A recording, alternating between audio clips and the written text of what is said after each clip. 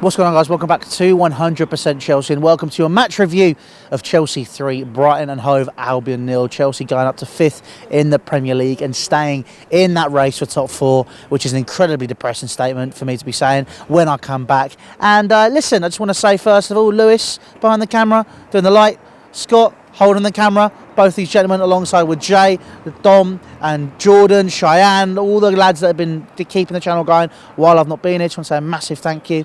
They've been doing an amazing job, and I've obviously been tearing my hair out and going even more grey at the prospect of a 25,000 word dissertation, which I submitted at 1:30 today. Yes, ladies and gentlemen, I am back full time. You've got full Louis for yourself every single game, and I know a lot of you are going to hate that, but you're stuck with it. Deal with it. But look, let's get straight into the game. Look, team went like this. Kepa, okay, it's decent, as was expected. Emerson, okay. David Luiz, solid, pretty standard. Christensen, okay, interesting. That's interesting. Dave right back, he's on his way out, but he's the best we got. Midfield of Kante, Jorginho, and Ruben Loftus-Cheek. Oh, okay, Ruben Loftus-Cheek. So that's a good lineup. I like the look of this one. It looks like the one we had in the cup final. Left wing Eden Hazard. Oh yeah, Giroud up top. Yeah, okay, I like that. Callum Hudson-Odoi finally gets his first Premier League start. Ladies and gentlemen, can I get a fucking hallelujah? Jesus. Must have been some higher power that got that, because I did not think that was going to come this season. The fact he got a start for England before he got a start for Chelsea is something which I find very strange, and I'd probably something I wouldn't really fathom at any other club, but we're weird, so we crack on with it. But we go straight into the game. First half, boring, 0-0. Well, 1-0 by the end of it, but scrappy goal, got in, did what you need to do, happy days. Second half, on the other hand, we seem to open it up a bit. We seem to have the revs. We seem to be moving the ball faster. Great passing triangles. Pretty solid. I thought, we really were a half-decent side in the second half. Callum Hudson-Odoi really proving his worth. Funnily enough, he had 3 players on him at some points during the game. Obviously, he wasn't the most influential. I'm not going to expect him to be that. I think, he's an 18-year-old lad. He does his job, and he did it superbly alongside Eden Hazard on the other flank today.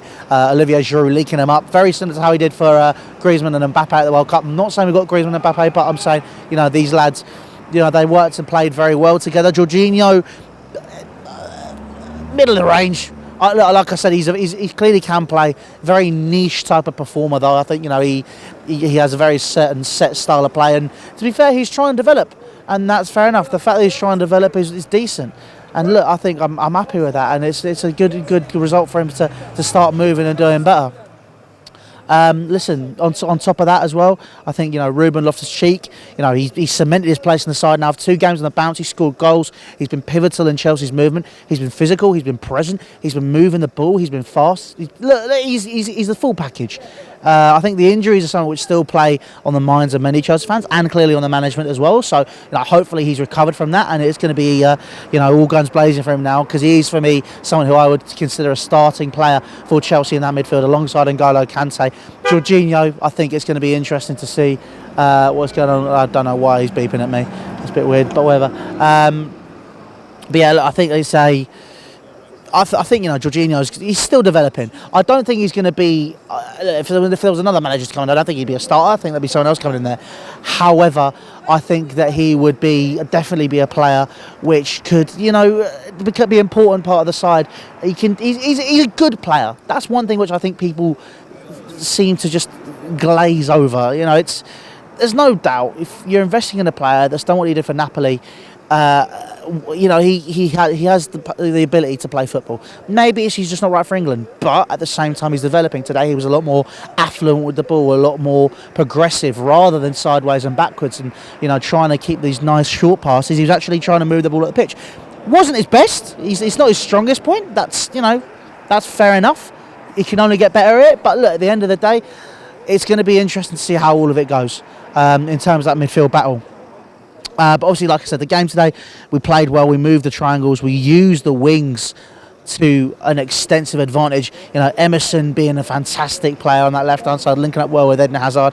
Aspilicueta being able to do what he does best and defend, while Callum Hudson-Odoi went up and down the flanks.